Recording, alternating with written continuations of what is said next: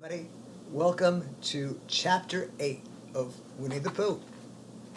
And say hi to my little Pooh Bear here. It's been a pleasure reading to you. And Chapter 8, in which Christopher Robin leads an expedition to the North Pole. Be interesting to find out how they get to the North Pole. Let's find out. One fine day, Pooh had stomped onto the top of the forest to see if his friend Christopher Robin was interested in bears at all. How could somebody not be interested in a cute little bear like that? At breakfast that morning, a simple meal of marmalade spread lightly over a honeycomb or two, he had suddenly thought of a new song. It began like this: "Sing ho for the life of a bear." When he got as far as this, he stretched his head and he thought to himself, "That's a very good start for a song. But what's the second line?" He tried singing "ho" 2 or 3 times, but it didn't seem to help. "Perhaps it would be better," he thought, "if I sang "hi for the life of a bear." So he sang it, but it wasn't. "Very well, then," he said. "I shall sing the first line twice. Perhaps if I sing it very quickly, I shall find myself singing the third and fourth lines before I have time to think of them, and that would be a good song.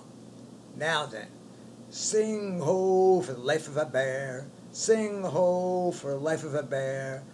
I don't much mind if it rains or snows, 'cause I got a lot of honey on my nice new nose. I don't much care if it snows or thaws, 'cause I got a lot of honey on my nice clean paws. Sing ho for a bear, sing ho for a Pooh, and I have a little something in an hour or two." He was so pleased with this song that he sang it all the way to the top of the forest. "And I'll go on singing it much longer," he thought. "It will be time for a little something, and then the last line won't be true." So he turned it into a hum instead. Christopher Robin was sitting outside his door, putting on his big boots. As soon as he saw the big boots, Pooh knew that an adventure was going to happen, and he brushed the honey off his nose with the back of his paw, and he spruced himself up as well as he could, so as to be ready for anything. "Good morning, Christopher Robin," he called out. "Hello, Pooh Bear. I can't get this boot on." "That's bad," said Pooh. "Do you think you could very kindly lean against me, 'cause I'm pulling so hard that I fall over backwards?"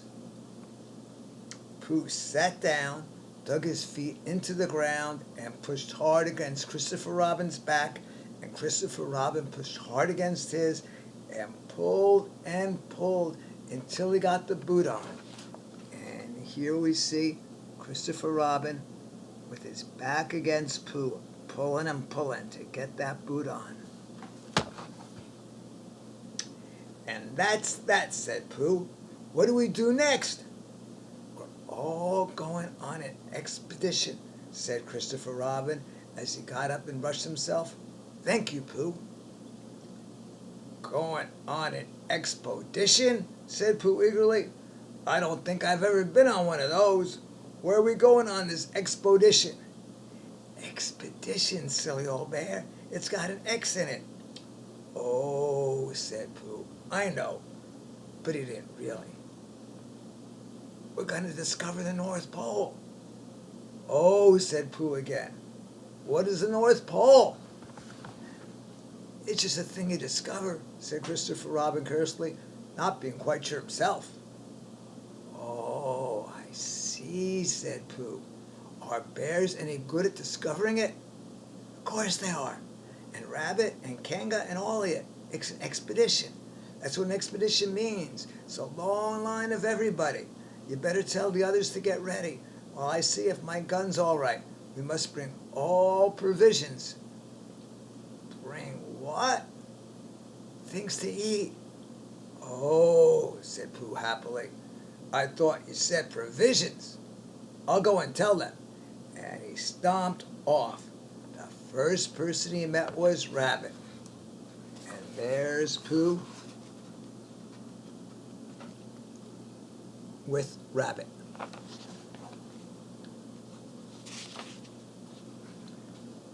"Hello, Rabbit," he said. "Is that you?"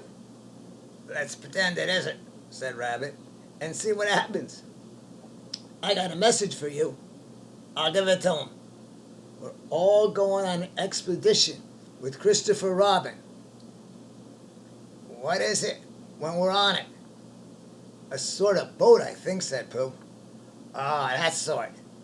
"Yes, and we're going to discover a pole or something. Or was it a mole? Anyhow, we're going to discover it." "We are we?" said Rabbit. "Yes, and we got to bring Poe things to eat with us, in case we want to eat them. Now I'm going down to Piglet. Tell Kanga, will you?" He left Rabbit and hurried down to Piglet's house. Piglet was sitting on the ground at the door, blowing happily at a dandelion. And there's Piglet blowing on the dandelion,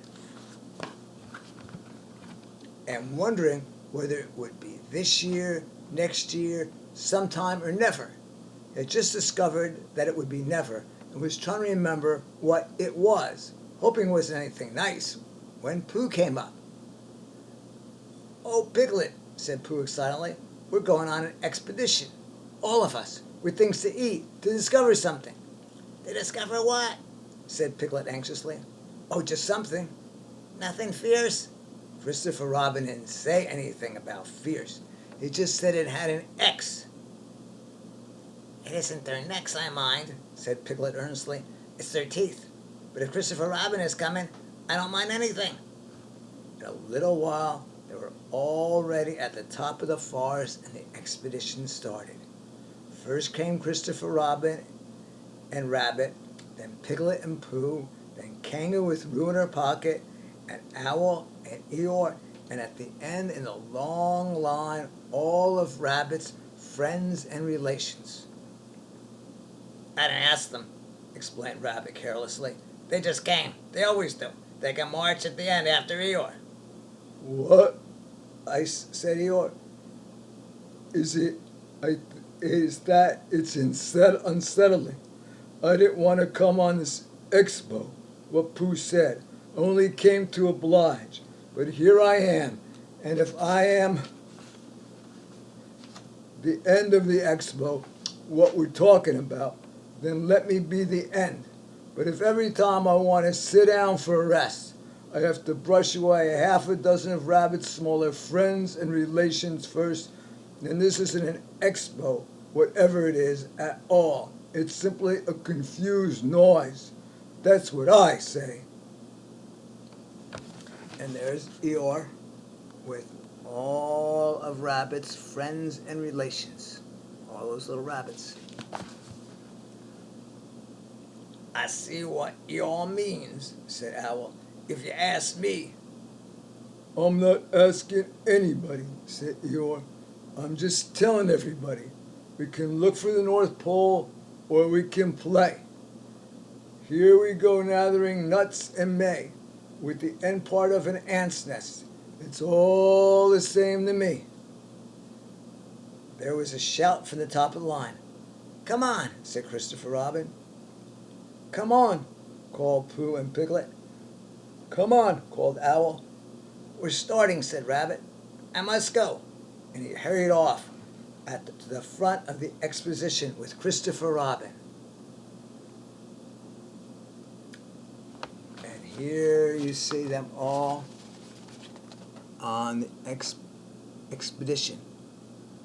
Christopher Robin and Rabbit and Pooh and Kanga and all the rest of them. "All right," said Eeyore. "We're going. Only don't blame me." So off they went to discover the pole. And as they walked, they chattered to each other of this and that, all except Pooh, who was making up a song. "This is the first verse," he said to Piglet when he was ready. First, what? My song. What song? This one. Which one? Well, if you listen, Piglet, you'll hear it. How do you know I'm not listening? Pooh couldn't answer that one, so he began to sing. They all went off to discover the pole, Owl and Piglet and Rabbit and all. It's a thing to discover, as I've been told by Owl and Piglet and Rabbit and all. Eeyore, Christopher, Robin, and Pooh, and Rabbit's relations all went to, and where the pole was none of them knew. Sing hey for Owl and Rabbit and all.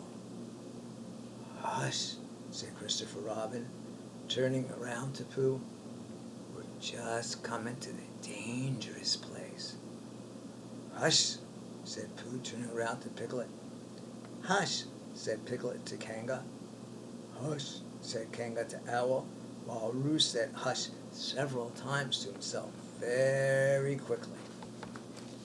And there's Christopher Robin saying hush, and the other animals, Pooh and Roo and Kanga, all saying hush, and Piglet saying hush to each other.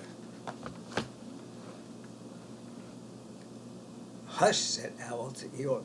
Hush, said Eeyore, in a terrible voice to all the rabbits' friends and relations. And hush, they said hastily to each other, all the way down the line, until it's got to the last of all. And the last and the smallest friends' relations was so upset to find that the whole exposition was saying hush to him, that he buried himself downward in a crack in the ground and stayed there for 2 days until the danger was over, and then went home in a great hurry and lived quietly with his aunt ever afterwards. His name was Alexander Beetle. They had come to a stream which twisted and tumbled between high rocky banks, and Christopher Robin saw at once how dangerous it was. It's just the place, he explained, for an ambush. What sort of ambush? Whispered Pooh to Piglet. A gorse bush? My dear Pooh, said Owl in a superior way, don't you know what an ambush is? Owl, said Piglet, looking round at him very severely. Pooh's whisper was a very private whisper, and there's no need. An ambush, said Owl, is a sort of surprise. So is a gorse bush sometimes, said Pooh. An ambush, as I was about to explain to Pooh, said Piglet, is a sort of surprise. If people jump at you suddenly, that's an ambush, said Owl. It's an ambush, Pooh, when people jump at you suddenly, explained Piglet. Pooh, who now knew what an ambush was, said a gorse bush had sprung at him suddenly one day when he fell off a tree, and had taken 6 days to get all the priglets out of himself. We're not talking about gorse bushes, said Owl a little crossly. I am, said Pooh.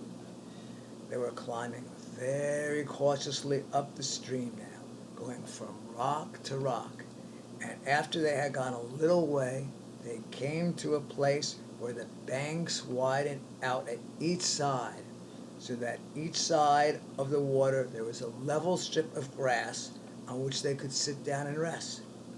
As soon as they saw this, Christopher Robin called, "Halt!"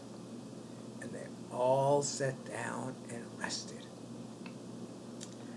I think, said Christopher Robin, that we ought to eat our provisions now, so we shan't have so much to carry. Eat all our what? Said Pooh. All that we brought, said Piglet. Getting to work. That's a good idea, said Pooh, and he got to work too. Have you all got something? Said Christopher Robin with his mouth full. All except me, said Eeyore, as usual. He looked round at them in his melancholy way. I suppose none of you is sitting on a thistle by any chance? I believe I am, said Owl. Ow! He got up and looked behind them. Yes, I was. I thought so. Thank you, Pooh, if you're quite finished with it. And he moved to Pooh's place and he began to eat. And there is Eeyore eating the thistles that pricked the back of Pooh while Pooh sat down in them.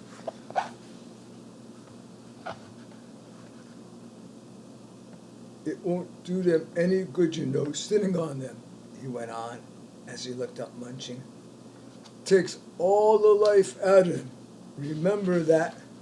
Another time, all of you. A little consideration, a little thought for others makes all the difference. As soon as he had finished his lunch, Christopher Robin whispered to Rabbit, and Rabbit said, "Yeah, of course." And they walked a little way up the stream together. "I didn't want the others to hear," said Christopher Robin. "Quite so," said Rabbit, looking important. I wondered. It's only Rabbit. I suppose you don't know. What does the North Pole look like?" "Well," said Rabbit, stroking his whiskers, "now you're asking me." "I did know once. I sort of forgotten," said Christopher Robin carelessly. "I suppose it's just a pole stuck in the ground." "Sure to be a pole," said Rabbit, "because of calling it a pole. If it's a pole, well, I think it should be sticking to the ground, shouldn't you? Because there'd be nowhere to stick it to." "Yes, that's what I thought." "Only thing," said Rabbit, "is where is it sticking?" "That's what we're looking for," said Christopher Robin. They went back to the others. Piglet was lying on his back, sleeping peacefully. Roo was washing his face and paws in the stream, while Kanga explained to everybody proudly that this was the first time he'd ever washed his face himself. And Owl was telling Kanga an interesting anecdote full of long words like encyclopedia and rhododendron, to which Kanga wasn't listening at all. I don't hold with all this washing, grumbled Eeyore. This modern, behind-the-ears nonsense. What do you think, Pooh? "Well," said Pooh, "I think." But we shall never know what Pooh thought, for there came a sudden squeal from Roo, a splash, a large, loud cry of alarm from Kanga. And there you see them all around the pond, screaming with a loud cry. What's going to happen? So much for washing, said Eeyore. "Roo's fallen in!" cried Rabbit, and he and Christopher Robin came rushing down to the rescue. "Look at me swimming!" squealed Roo from the middle of the pool, and was hurrying down a waterfall into the next pool. "Are you all right, Roo dear?" called Kanga anxiously. "Yes, look at me swim!" And down he went the next waterfall into another pool. Everybody was doing something to help. Piglet, wide awake suddenly, was jumping up and down and making "oh, I say" noises. Al was explaining that in a case of sudden and temporary immersion, the important thing was to keep the head above the water. Kang was jumping along the bank saying, "Are you sure you're all right, Roo dear?" To which Roo, from whatever pool he was in at the moment, was answered, "Look at me swimming!" Eeyore had turned round and hung his tail over the first pool into which Roo fell, and with his back to the accident was grumbling quietly to himself and saying, "All this washing. But catch on my tail, little Roo, and you'll be all right." And Christopher Robin and Rabbit came hurrying past Eeyore and were calling out to the others in front of them.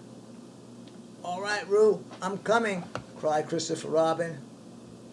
"Get something across the stream and lower down, some of you fellows," called Rabbit. But Pooh was getting something.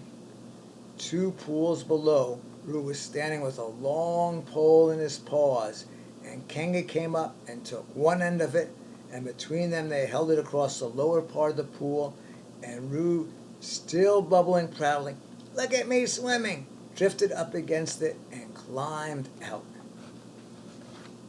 And there is Pooh and Kanga with the pole across the river for Roo to be able to hold on to when he came to that part of the river. "Did you see me swimming?" squealed Roo excitedly, while Kanga scolded him and rubbed him down. "Pooh, did you see me swimming? That's called swimming what I was doing. Rabbit, did you see what I was doing? Swimming. Hello, Piglet. I say, Piglet, what do you think I was doing? Swimming. Christopher Robin, did you see me?" But Christopher Robin wasn't listening. He was looking at Pooh. "Pooh," he said, "where'd you find that pole?" Pooh looked at the pole at his hands. "I just found it," he said. "I thought it ought to be useful. I just picked it up." "Pooh," said Christopher Robin solemnly, "the expedition is over. You found the North Pole." "Oh," said Pooh. Eeyore was sitting with his tail in the water when they all got back to him. "Tell Roo to be quick, somebody," he said. "My tail's getting cold. I don't want to mention it, but I just mentioned it. I don't want to complain, but there it is. My tail's cold."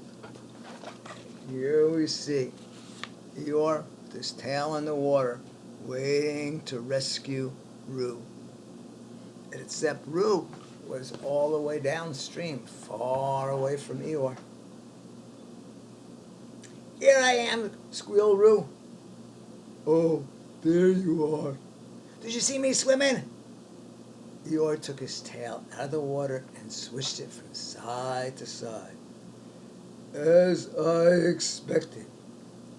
Lost all feeling. Numbed it. That's what it's done. Numbed it. Well, as long as nobody minds, I suppose it's all right." "Poor old Eeyore. I'll dry it out for you," said Christopher Robin, and he took out his handkerchief and rubbed it up. "Thank you, Christopher Robin. You're the only one who seems to understand about tails. They don't think. That's what's the matter with some of these others. Got no imagination. A tail isn't a tail to them. It's just a little bit of something extra in the back." "Never mind, Eeyore," said Christopher Robin, rubbing his hardest. "Is that better?" "It's feeling more like a tail, perhaps. It belongs again, if you know what I mean." "Hello, Eeyore," said Pooh, coming up to them with his pole. "Hello, Pooh. Thank you for asking, but I should be able to use it in a day or two." "Use what?" asked Pooh. "I wasn't talking about anything," looking puzzled. "My mistake again. I thought you were saying how sorry you were about my tail being all numb, and could you do anything to help?" "No," said Pooh. "That wasn't me," he said. But he thought for a while and then suggested helpfully, "Perhaps it was somebody else." "Well, thank him for me when you see him." Pooh looks anxiously at Christopher Robin. "Pooh's found the North Pole," said Christopher Robin. "Isn't that lovely?" Pooh looked modestly down. "Is that it?" said Eeyore. "Yes," said Christopher Robin.